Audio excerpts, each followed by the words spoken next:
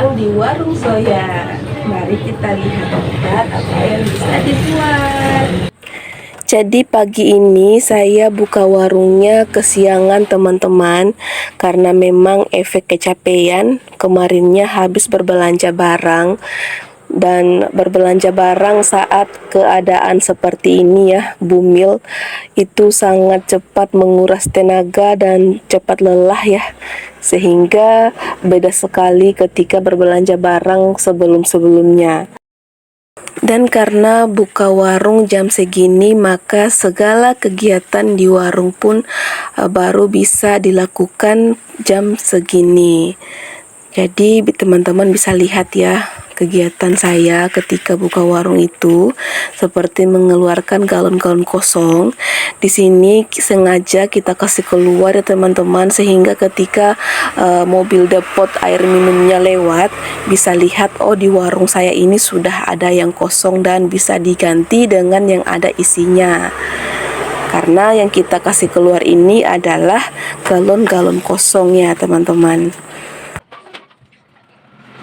Kemudian kegiatan selanjutnya adalah mengisi bensin ke dalam botol, lalu disimpan di tempat penataannya agar dilihat oleh para pembeli yang lewat di jalan. Mungkin di daerah teman-teman sudah tidak lagi seperti ini ya penjualannya, sudah lebih baik ke Pertamina.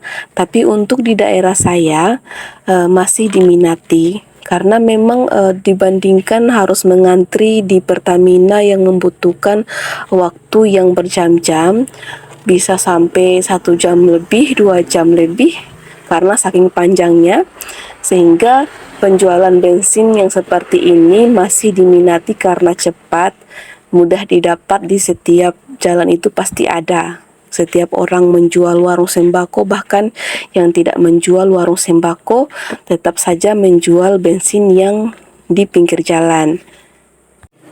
Jadi di sini saya mau sedikit bercerita tentang warung saya teman-teman, karena memang dalam keadaan bumil seperti ini ya, apalagi sudah mendekati hari bongkar muatan, sehingga harus perbanyak istirahat karena memang capek, cepat lelah, sehingga waktu buka warung juga semakin dikurangi, belanja barang juga dikurangi karena jangan sampai terlalu banyak barang sedangkan waktu bukanya semakin sedikit.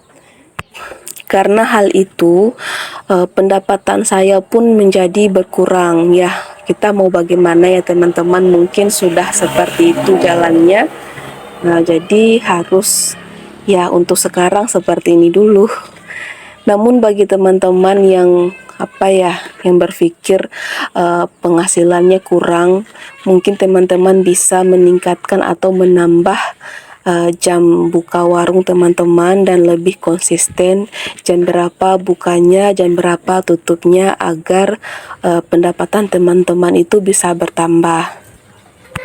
Jujur ya teman-teman, buka warung dalam keadaan seperti ini sangat cepat menguras energi, cepat lelah, tapi ya mau harus bagaimana lagi.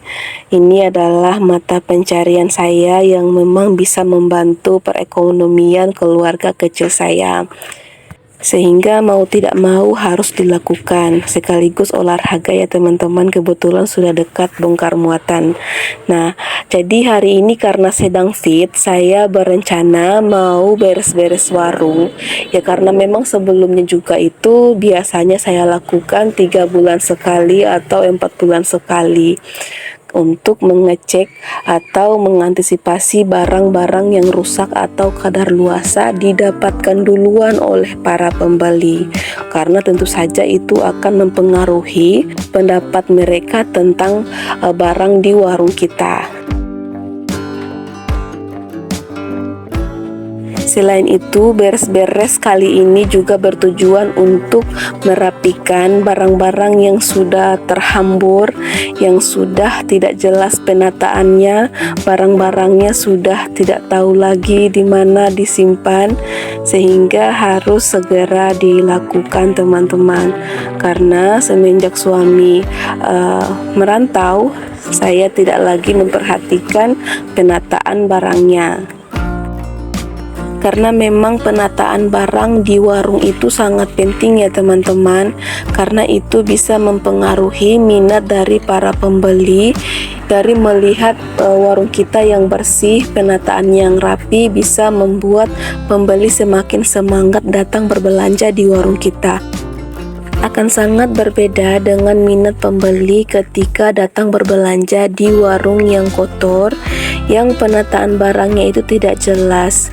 Nah, kalau penataan barangnya itu jelas, maka pembeli itu akan cepat mengingat letak barang yang kita simpan di warung, sehingga ketika nanti dibutuhkan, mereka bisa tahu di mana letak atau ada tidak tersedia tidak di warung kita barang-barang yang mereka cari.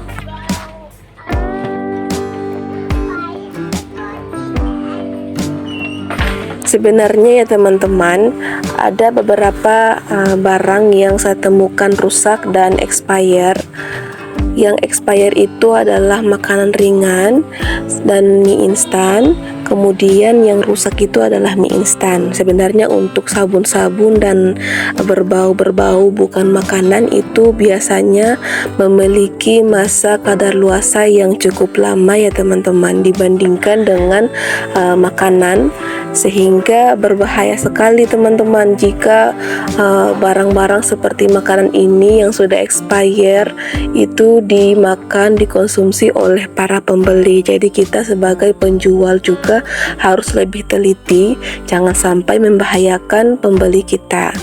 Karena jika sampai pembeli mengetahui hal ini, kita menjual barang-barang yang sudah kadaluarsa, maka itu akan mempengaruhi pemikiran atau minat dari mereka, sehingga mereka tidak akan terlalu sering akan berpikir dulu sebelum datang ke warung kita untuk berbelanja barang.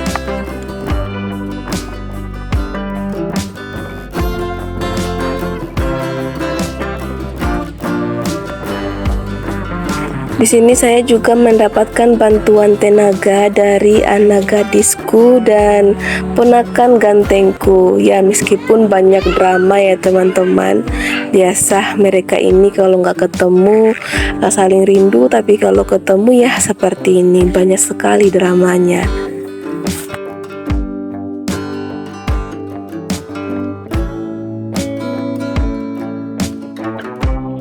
Dan di sini saya harus sekali membantu ponakan saya ini karena memang dia belum terlalu pro ya teman-teman. Di sini banyak sekali berantakan dan mungkin tidak bisa saya selesaikan satu hari ini. Ya, sekarang sudah bersih ya teman-teman. Sudah terlihatlah model-modelnya warung bersih bagaimana. Dan ini adalah hasil penataan dari ponakan dan anak gadis tercinta. Ya, lumayanlah teman-teman, bisa membantu tenaga. Di sini masih terhambur ya. Mungkin butuh waktu lagi, entah sebentar malam atau besoknya lagi baru bisa dibereskan. Di sini sudah setengah bersih ya. Dan di sini lebih parah bisa dilihat. Dan ini membutuhkan lagi waktu ya teman-teman. Semoga saya masih kuat agar bisa membereskan sisa-sisa dari ini semua.